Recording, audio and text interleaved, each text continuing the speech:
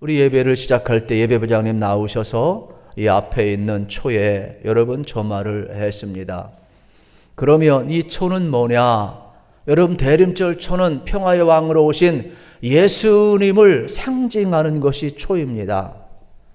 그러니까 죄악과 어둠 속에 물든 이 땅에 빛으로 오신 예수님, 구원의 주로 오신 예수님을 상징하면서 우리가 예전을 진행을 하고 있는 겁니다.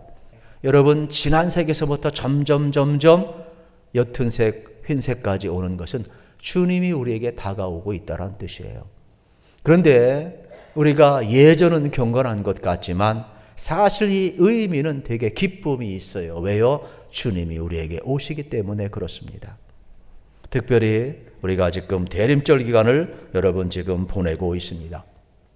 여러분의 삶 속에서도 여러분 막연한 주님이 아니라 구체적으로 내 삶 가운데 다가오시고 점점 이 짙은 색이 여러분 환한 색으로 밝아지는 것처럼 여러분의 기다림이 정말로 주님을 만나는 역사가 나타나고 주님 주신 기쁨까지 이어지기를 우리 주님의 이름으로 축복합니다. 오늘 본문의 상황이 이러한 상황입니다. 이스라엘 백성들이 기대감을 가지고 있어요. 오늘 본문의 배경에 보게 되면은 이스라엘 백성들은 교만했습니다. 우상 숭배했습니다. 그래서 하나님이 이방 나라 아수르를 들었습니다. 그래서 아수르가 이스라엘을 쳐들어왔고 이스라엘은 멸망당했습니다. 아무런 희망이 없을 때에 이사야 선지자를 통하여 이스라엘의 회복을 이야기합니다. 그리고 이스라엘을 구원할 메시아를 이야기를 하고 있습니다. 아무것도 바랄 수 없을 때 이스라엘 백성들은 그들에게 구원의 빛, 어떻게 보면 그들을 자유롭게 할 메시아를 그들은 고대하게 된 겁니다. 이것이 오늘 본문의 내용이 되겠습니다. 그러면 이스라엘 백성들은 이사야 선지자를 통하여서 무엇을 기대했을까요? 분명히 선지자를 통하여서 이스라엘을 자유케 할 것이고 이스라엘을 구원할 메시아가 올 것이라고 이야기하고 평화의 나라가 올 것이라고 분명히 말씀을 했습니다. 이스라엘 백성들은 꿈을 꾸었습니다. 적어도 우리가 존경하는 아브라함처럼, 적어도 우리의 왕 중의 왕 다윗처럼 우리를 구원하실 메시아, 우리를 자유롭게 하실 메시아, 그분을 꿈꿨는지도 모릅니다. 그런데 오늘 본문은 그렇게 표현하지 않습니다. 이스라엘 백성들은 다윗과 아브라함을 얼마나 귀하게 여기는지 지금도 그 나라의 국기에 여러분 다윗의 별이 하나 있지 않습니까? 오늘 그런데 성경은 어떻게 표현합니까? 1절에 보면 이렇게 표현을 합니다. 이새의 줄기에 한 싹이 나며 그 뿌리에서 한 가지가 나서 결실할 것이요 그랬어요. 이새가 누굽니까? 다윗의 아버지입니다. 왜 굳이 메시아를 여러분 이새의 줄기에서 한 가지가 난다, 한 싹이 난다 이야기했을까요? 이 본문은 예수님의 여러분 족보를 이야기하는 겁니다. 메시아의 탄생을 이야기를 하는 겁니다. 특별히 이새의 한 줄기에서 싹이 났다는 이 말은 다윗 왕의 존재를 이야기하는 거예요. 이스라엘 나라가 기울었습니다.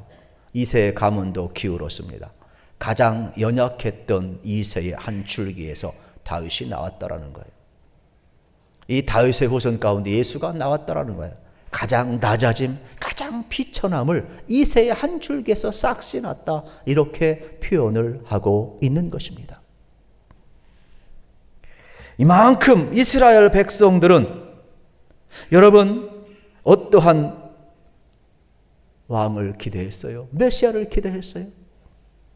그들은 정말로 힘을 가지고 권세를 가지고 군사력을 가지고 와서 아수르를 무너뜨리고 자들에게 참 자유를 줄 대상을 갈급했는지도 몰라요.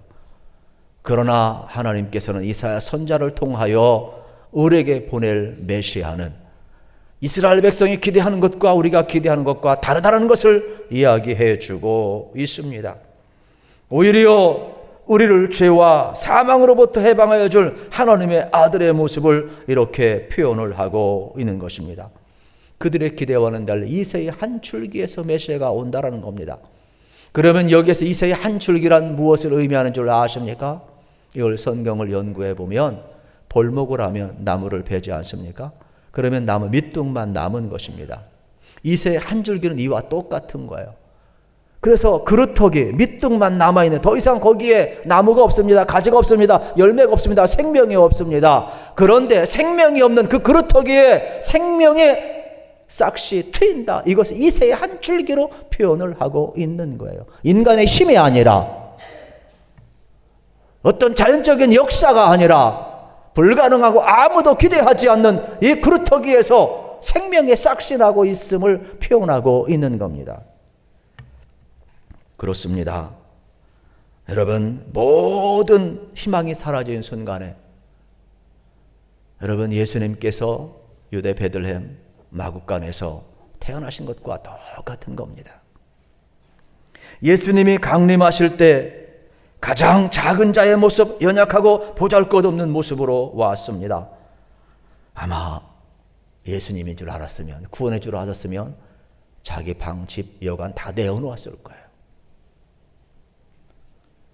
마른 땅에서 나온 줄기 같고 고운 모양도 없고 풍채도 없고 우리가 흠모할 만한 모습도 없다고 그랬습니다. 이렇게 하나님의 나라는 아주 미약하게 시작되었습니다. 육신의 눈으로 보면 미미합니다. 그러나 하나님은 그곳에서 놀라운 일을 불러일으키고 있습니다. 마치 예수님께서 겨자씨 비유를 마태복음 13장 31절 32절에서 이렇게 표현을 합니다. 또 비유를 들어 이르시되 천국은 마치 사람이 자기 밭에 갖다 심은 겨자씨 하나를 같으니 이는 모든 씨보다 작은 것이로되 자란 후에는 풀보다 커서 나무가 되매 공중의 새들이 와서 그 가지에 깃들이느니라 그랬어요. 겨자씨 같대요. 겨자씨는요, 모든 씨 가운데 작은 것 가운데 하나입니다. 사람이 눈여겨보지 않습니다. 그런데 그걸 밭에 심으면 싹시 나고 큰 나무가 되고 여러분, 그 가지에 새들이 와서 깃든다라는 것입니다. 어떻게 보면 아무도 주목하지 않고 가장 작은 것 가운데 하나의 이 겨자씨도 이렇게 커서 새들이 깃들고 여러분, 풍성함을 보여주는 것처럼 우리 예수님께서 이 땅에 오실 때 이새의 한 줄기에서 싹시 나서 오시고, 그 예수 그리스도 그 이름 아무도 주목하지 않지만 십자가에 못 박았지만은 하나님은 다시금 부활시키셔서 예수의 이름에 모든 만민이 무릎을 꿇게 하시고 그 이름을 경배케 하며 영화로운 이름, 영화로운 존재로 바꾸어 줬다라는 거예요. 그래서 예수 그리스도 안에 모든 사람들의 생명을 얻고 여러분, 예수님이 주시는 그 평화를 누릴 수 있는 깃들미 예수 그리스도 아래에 있다고 성경은 이야기하고 있는 것입니다. 그렇습니다. 여러분, 우리가 볼 때 흠모할 만한 것도 없고 어떻게 보게 되면은 여러분 가장 작은 것 같고 미약한 것 같지만 하나님은 가장 영화롭게 하셨어요. 어떻게 이 영화로움이 그 이름 가운데 있을까? 2절에 이렇게 표현을 합니다. 그의 의에 여호와의 영 곧 지혜와 총명의 영이요 모략과 재능의 영이요 지식과 여호와를 경외하는 영이 강림하시리니, 그 의에 하나님의 영이 임하니까 그 어떠한 지혜와 그 어떠한 총명과 그 어떠한 모략과 그 어떠한 재능과 그 어떠한 지식도 비교할 수 없는 존귀한 하나님의 영, 하나님의 영광이 그 위에 머물렀다라고 표현을 하고 있는 겁니다. 그래서 오늘 3절부터 5절에 보게 되면 그가 여호와를 경외함으로 즐거움을 삼을 것이며 계속해서 눈에 보이는 대로 심판하지 않고 귀에 들은 대로 심판하지 아니하고 가난한 자를 변호하며 공의와 정의로 다스릴 것이며 하나님의 입에 막대기와 하나님의 입에 입술로 여러분 다스릴 것이라 이야기를 하고 있어요. 그러면 이것은 무엇을 의미하는 것입니까? 여호와의 즐거움으로 경외함으로 즐거움을 삼을 것이라 이야기했는데, 특별히 메시아 예수님이 오셨을 때 여호와 경외함을 즐거움으로 삼는다. 이 즐거움으로 삼는다는 말은 언어에 보면 루하흐, 호흡한다, 이 생명의 호흡을 이야기하고 있어요. 하나님의 아들 예수 그리스도가 이 땅에 오셔서 호흡하는 모든 순간순간마다 하나님을 경외함으로, 하나님 경외함을 즐거움으로, 생명의 호흡에 뭐가 있느냐? 하나님 경외함이 있다라는 거예요. 그러면 우리 안에도 예수의 영이 있다는 것은 한 호흡 한 호흡 할 때마다 여러분 하나님을 경외함으로, 하나님을 즐거움으로 삼고 여호와를 즐거워할 때 여러분 우리가 하나님의 사람이고 하나님의 영에 임한 존재임을 다시 한번 확인하게 되는 것입니다.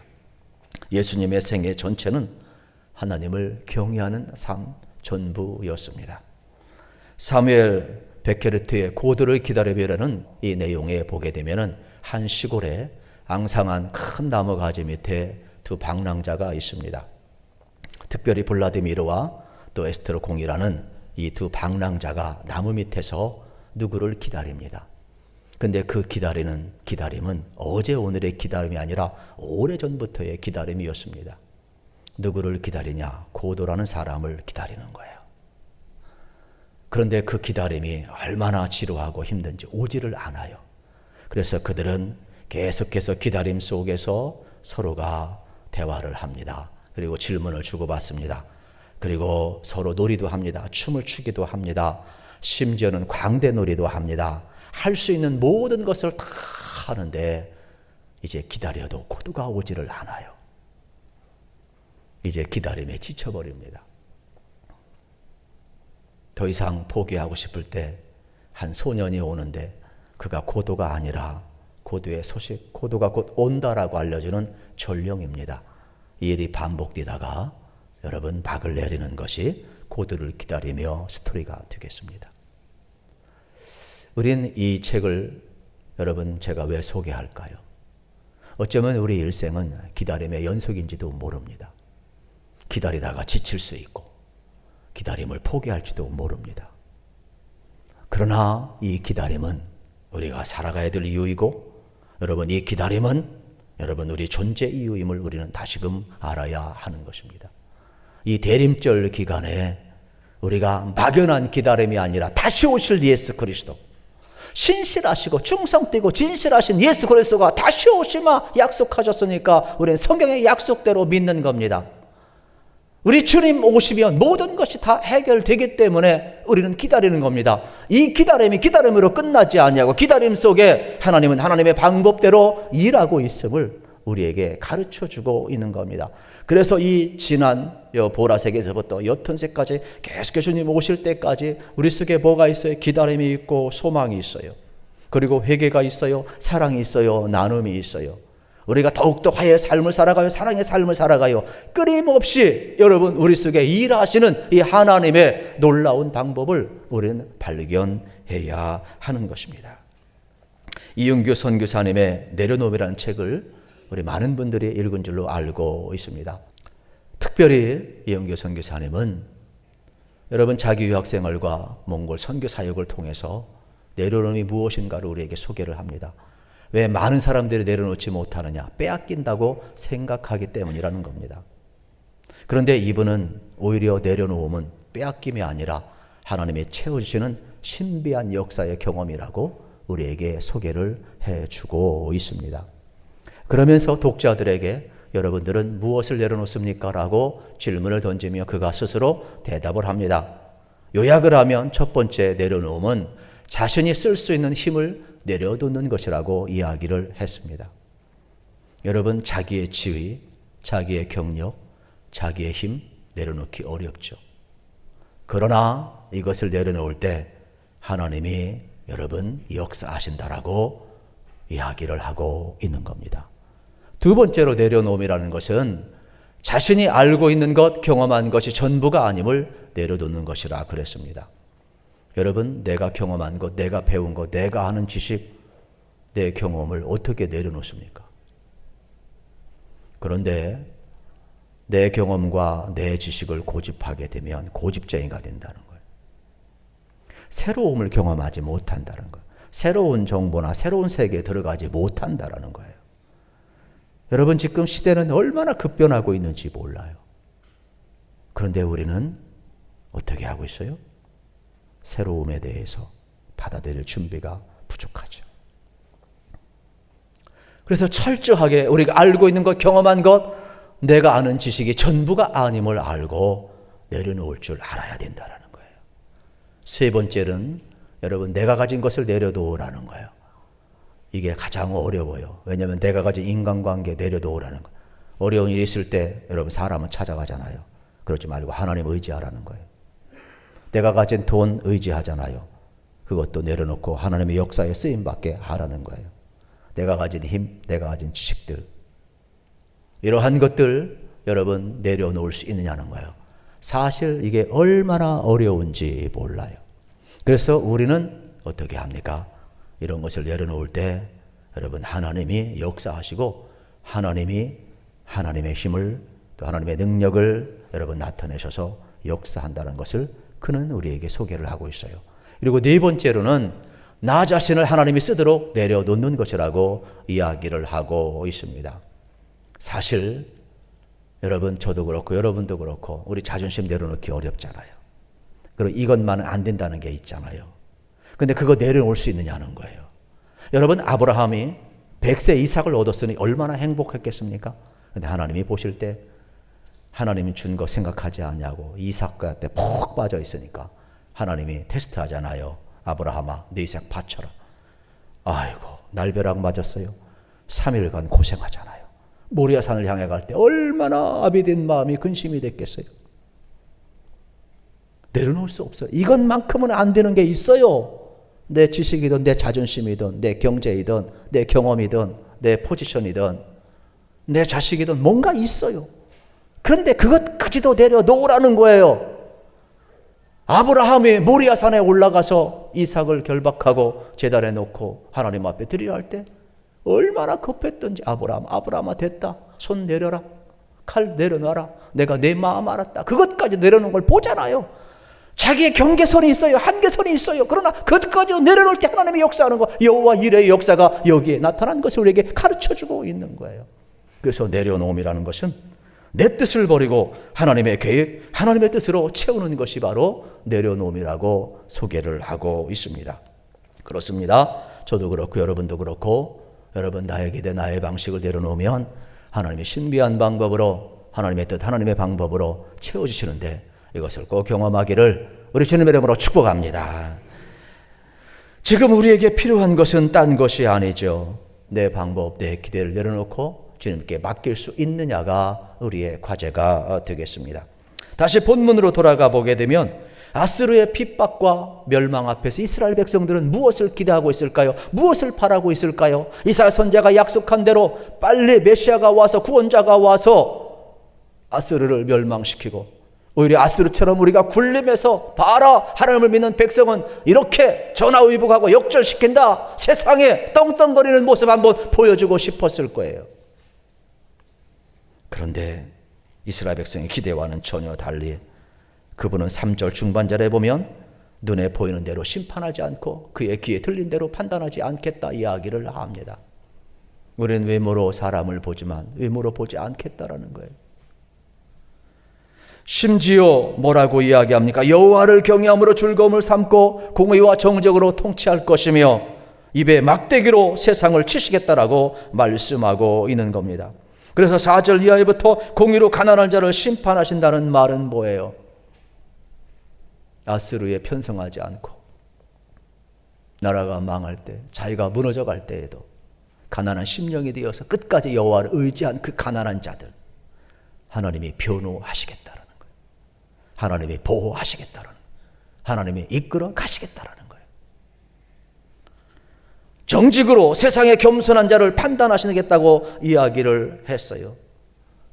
우리 주님이 낮고 전한 모습으로 이 땅에 오신 것처럼 이 땅에서 겸손히 사는 자들을 우리 주님이 높이시겠다고 약속하는 거예요. 다시 말해서 가난한 자, 천한 자, 고통당하는 자, 보호자가 될 것임을 우리에게 이야기하고 있음을 발견하게 되는 것입니다. 그렇습니다. 입에 막대기로 악인들을 죽이시겠다라는 거예요. 이건 뭐냐? 하나님의 말씀으로 세상을 통치하겠다라고 이야기하는 내용이 되겠습니다. 여러분, 메시아의 다스림은 우리가 기다리는 약육강식이 아닙니다. 피해 보복이 아닙니다. 말씀으로 다스리고 평화의 나라를 이 땅에 가져오겠다라고 말씀하고 있는 것입니다. 그 평화의 나라가 6절부터 9절에 소개되고 있습니다.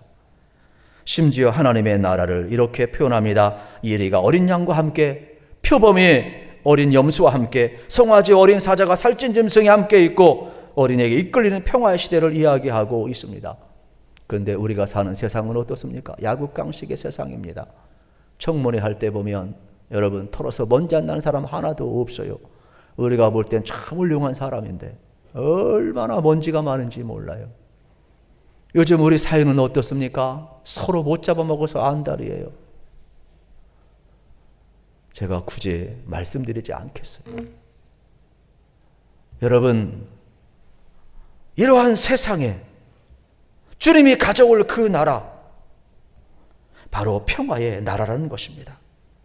사자가 소처럼 풀을 먹고, 어린이 가장 연약한 존재 아닙니까? 독사, 가장 독한 동물을 상징하지만 어린아이가 독사굴에 손 놓고 장난쳐도 물지 않고 죽지 않는 이 평화의 나라, 하나님의 나라가 온다라는 거예요. 우리 속에서 독을 누가 빼요? 우리 주님이 오셔서 떼겠다는 거예요. 그래서 그 나라는 서로 이해하고 서로 사랑하고 기쁨도 슬픔도 함께하는 하나님의 나라를 우리에게 소개하고 있습니다. 이 원동력이 어디에서 왔느냐? 2절 말씀을 다시 보면 여호와의 영이 그 후에 강림할 때 이게 가능하다는 거예요. 9절에 보면 여호와라는 지식이 물이 바다를 덮음과 같이 여호와라는 지식이 온 세상에 가득할 때 가능하다라는 거예요. 이 말은 무슨 뜻인 줄 아십니까? 이거 모르면 이단에 넘어가요. 여러분, 우스운 이야기 같지만 이단들이 물이 바다를 덮음과 같이 이게 무슨 뜻인지 아냐? 모르겠는데요. 그러면 성경 공부하러 가자야 한다. 그러면 이단에 확 빠져버리는 거예요. 참 무서운 세상에 살고 있어요. 이 말씀은요, 여러분, 고기는 물속에서 생명을 유지하는 것처럼 우리 하나님의 사람들은요, 하나님의 말씀 속에서 생명을 유지한다는 말이에요. 그렇기 때문에 우리가 여호와라는 지식이 가장 풍성할 때 우리의 삶은요, 하나님의 나라, 하나님의 백성으로 살아갈 수가 있는 겁니다. 이 대림절 기간을 보내시면서 여러분 어떠한 주님을 기다리십니까? 여러분 어떠한 문제를 안고 살아가십니까? 어떻게 주님이 오셔서 어떻게 여러분 기대와 소망을 이루어가고 해결해 주길 원하십니까? 이스라엘 백성들처럼 정말로 아수르 군대를 다 때려부시고 여러분 정치적으로 또 예수님이 초대교회 오시기를 그토록 갈망했을 때 여러분 이스라엘 백성들도 어떻게 갈망을 했어요? 우리 주님께서 오셔서 로마 권세를 다 물려버리고 가난한 자 병든 자 이렇게 세우시고 빵의 문제를 해결해 주고 여러분 자유를 주고 그러한 메시아를 그들은 기다렸지만 예수님은 그러한 모습이 아니었잖아요. 오늘 우리가 기다리는 예수의 모습, 오늘 우리가 주님 오심을 기다리는 대림절 두 번째 주간 우리는 어떠한 예수님을 기다리고 있냐는 거예요. 나의 방법, 여러분 나의 원하는 그러한 뜻을 내려놓고 성경에 말씀한 대로 하나님의 방법, 하나님의 뜻대로 우리에게 구원과 우리에게 평화를 가져올 예수님을 기다릴 수 있기를 축복합니다. 그리고 이 기간 속에 우리 기다림 속에 일하시는 하나님의 역사를 경험하면서 우리의 삶 속에 이렇게 여러분 예수님을 기다림과 또 동시에 우리 가운데 여러분 하나님의 나라를 기다림과 또 우리 가운데 여러분 하나님 나라에 방해되는 이러한 죄악과 여러분 우리 속에 있는 죄악들을 다 회개하시면서 하나님과 화평을 이루고 우리 사랑과 화목을 이루시고 우리 속에 주님의 나라가 이루어져서 여러분 내 안에 이루어진 하나님의 나라를 먼저 살아가시고 이 하나님의 사랑, 여러분 세상 소망을 묻는 자들에게 예수님이 생명이고 예수님이 소망이고 예수님이 참 평화임을 우리 드러내시면서 나타내시면서 전하며 살아가는 은혜가 있기를 우리 주님의 이름으로 축복합니다.